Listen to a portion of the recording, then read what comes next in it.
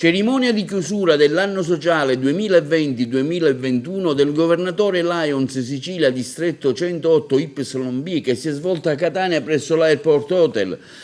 Un evento partecipatissimo alla presenza delle massime cariche lionistiche e di tanti soci Lions provenienti da tutte le province siciliane che hanno voluto così manifestare la vicinanza al governatore uscente a consuntivo anche di un lavoro svolto particolarmente impegnativo che è anche avvenuto in un momento di grande difficoltà dovuto alle limitazioni che il Covid-19 ci ha imposto.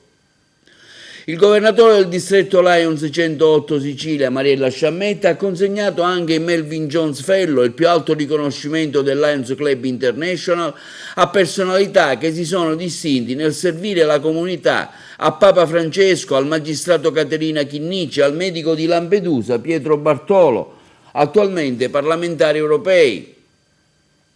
Con questo atto finale il governatore ha certamente voluto dare un riconoscimento all'azione svolta dal pontefice nel campo dei diritti umani e sociali, a Pietro Bartolo nel difficile compito dell'accoglienza dei migranti, a Caterina Chinnici nell'importante settore dei diritti dei minori e al Papa Francesco il riconoscimento sarà consegnato direttamente in Vaticano. Si conclude un biennio, ma si conclude un anno molto difficile in cui comunque avete saputo reinventarvi per seguire quel motto We Serve. Sì, è stato un anno, io dico, speciale, abbiamo dovuto reinventare tutto il nostro modo di fare service, però come avete visto siamo riusciti veramente ad arrivare laddove c'è un bisogno, ma poi quello che mi piace ricordare è che non finisce qui, perché il nostro servizio continua, perché abbiamo messo in moto dei progetti che riguardano anche il futuro. Vedete per esempio il trasporto delle persone fragili, fuori ci sono tutte le macchine che faranno questo trasporto con i volontari del CISOM, con altri volontari, con i nostri soci. Avete visto anche questa cucina mobile che abbiamo realizzato con ANPAS, no? E abbiamo realizzato grazie alla Fondazione Internazionale, e quella significherà ancora attività che noi andremo a fare. Avete visto che abbiamo finanziato un progetto per la ripresa di un bosco, per la rigenerazione di un bosco, e quindi significa che da questo momento si va avanti. Avete visto che anche il regalo che i miei soci mi hanno fatto lo abbiamo destinato alla fibrosi cistica, e questo significa che mettiamo in campo ancora cura delle persone, amore per chi ha la sofferenza nel corpo.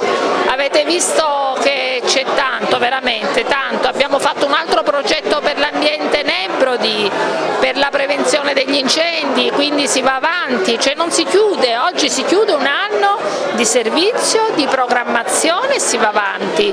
Il nostro futuro governatore Franco Civillo è una persona speciale, sicuramente con l'aiuto di tutti riuscirà a fare tantissimo. Io gli auguro di ogni bene del mondo e gli auguro di fare veramente tutto quello che sarà possibile fare, perché capiamo che ognuno vuole dare il massimo, e io gli auguro, perché so che darà il massimo, di poter avere il massimo del risultato. Tempo di bilanci anche per lei, ma di tanti progetti futuri? Guardi, io i bilanci mi fanno sempre un po' paura, no? Perché significa che è il momento di tirare i conti. Devo dire che nell'ionismo questa preoccupazione io non ce l'ho, perché per me è il servizio puro. Quindi chiudo qui, adesso avrò questo onere, ma anche onore, di rappresentare i Lions in Italia, perché i governatori mi hanno eletto loro Presidente del Consiglio. Spero di farlo bene, spero di essere anche lì uno strumento di servizio, perché questo è quello che conta, no? Oggi Lions prema un impegno straordinario, quello sul fronte dei diritti umani. Come ha vissuto questo suo impegno e cosa rappresenta oggi questo premio? Io credo che il rispetto dei diritti umani deve essere, come dire, un impegno comune I Lions lo stanno dimostrando, è da tempo che mi occupo di questo tema dei diritti umani, che sono qualcosa di straordinario e che sono dei diritti incontrovertibili, sono diritti universali che vanno rispettati. Motivo per cui io, dopo 29 anni di Lampedusa, accogliendo queste persone, nel rispettare e far rispettare i diritti umani, ho scelto di andare in Europa. Adesso sono un europarlamentare e mi sto battendo per questo. Sono vicepresidente della Commissione Libe, Libertà Civili e Affari Interni, e quindi anche Immigrazione, che si occupa dei diritti umani, diritti che sono inalienabili. Ecco, la migrazione è un diritto umano, quindi tutti hanno il diritto di migrare, il diritto di scegliere dove vivere la propria vita, ancorché quando queste persone sono costrette a lasciare la propria terra, i propri familiari, i propri affetti, e quindi abbiamo anche noi la responsabilità e il dovere di rispettare questi diritti umani.